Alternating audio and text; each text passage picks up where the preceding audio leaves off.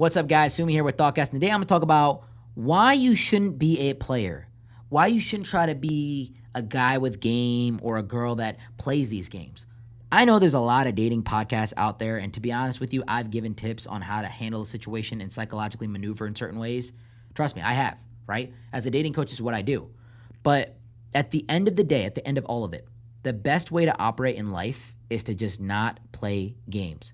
But Samed, how do you operate in a dating market where everybody is playing games? How do you do this and not become a victim? Look, the energy that you put out in the world is the energy that you're going to get back. If you're trying to be a player, whether you're a girl or guy, and you're trying to play games with people and you're trying to manipulate them and you're trying to lead them down these rabbit holes of this and that, and you're trying to say all these cool lines and do all these cool things, look, you are putting energy, effort, and time into attracting people that will fall for that.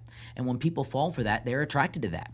And when you find people that are attracted to negativity, toxicity, players and games and all that stuff, you're going to find someone that is probably reciprocating these characteristics. They're probably in that game themselves. There will never be a moment of peace in that relationship. It'll constantly be a battle for you to impress them and to keep that edge and to keep that leverage.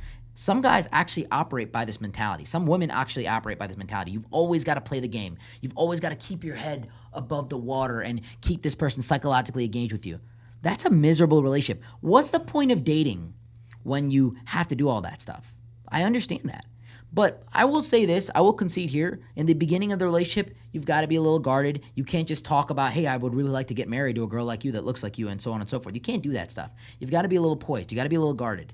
So there is some level of restriction that you have, but I don't consider it games. I consider it artificial restriction of who you really are until that person has earned your time, your effort, your energy, and they get to discover who you really are. See, when I first meet a girl, I'm not telling her about my vision, my dreams, all this stuff. Not yet, I'm going to let her discover a little bit more about me, and I'm going to qualify her and get to know her, right? As she should do to me. It goes both ways. But once we become really cool and she's reciprocating to me and she's putting in effort and things make sense, then I'm going to start telling her a little bit about my life. I'm going to start to open up a little bit more to her. I'm going to start to let go of these guards. That's very normal and very healthy to do. But in the beginning of the relationship, it's not that you're playing games. It's that you're guarding your emotions and you're restricting your time. I fundamentally believe the number one thing that you should be focusing on when you're dating and stuff is creating value. Do you look the best way? Do you smell good? Are you talking smoothly? Do you have a business to show for yourself? Do you have things in life that you have accomplished? I don't lead with game. I lead with status, authority, and accomplishments and value. That's what I lead with. Women are attracted to game, and men are attracted to women that can play the game as well. But at the end of the day, game is a very, very superficial thing. It's a very you don't have game with your wife. You don't spit game on her every day. That's not what happens in a real marriage and relationship. Game is a very introductory thing.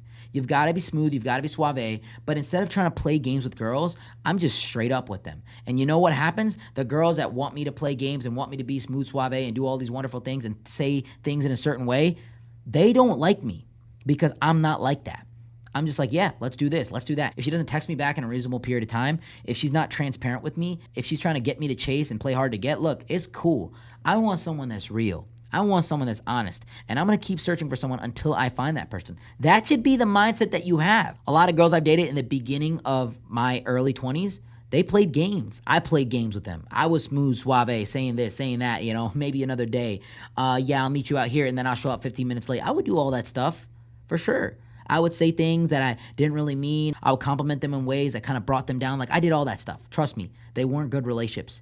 They weren't relationships that I can look back and say, yeah, I was really fulfilled there. The girls might have been attractive, for sure, but they weren't really good relationships. Over the years, though, I've learned that if you're transparent, you're positive, you're leading with true honesty, you're going to, turn away a lot of immature girls because most women you meet are immature. Most guys that you meet that are very young are immature. But the ones that are mature, the ones that get it, the ones that are really tired of playing these games, they're going to be so refreshed by your authenticity. They're going to really like you for who you are. They're going to be like, yeah, I'm glad I met you. I'm glad I could have a real conversation with you. I'm glad that we can connect on this level. You know how many real conversations I've had with people, quote unquote, real conversations that turned out to be nothing? People were real for a moment and they were fake later. They acted like they didn't know me the day after. They acted like those conversations didn't happen. Trust me, I've been there. You really got to see how someone pans out over time. I have had conversations with people that have turned out to be real relationships. And that's why when you look at my friend group, when you look at people that I know, they're successful, they've got their stuff together, they're just honest and real people. They don't waste their time with people, but they'll always give people a chance and they'll always evaluate a relationship as it comes at face value. So that being said, guys, my message here is don't play the games. Like in the beginning of the relationship, yeah, you got to be a little bit guarded, but you don't want to play games because the more you play games, you're just going to attract people that like to play games. When you put that energy out there, it's going to come back to you tenfold. And my best advice to you is to be the best version of who you are. Don't be who you are. Be the best version of who you are, the best version of yourself, and try to hold that standard. Because if you're constantly trying to be the best version of who you are, then you trying to uphold that standard will actually become who you are. And that elevates you altogether. Hope this was helpful, guys. Until next time, Sumi out.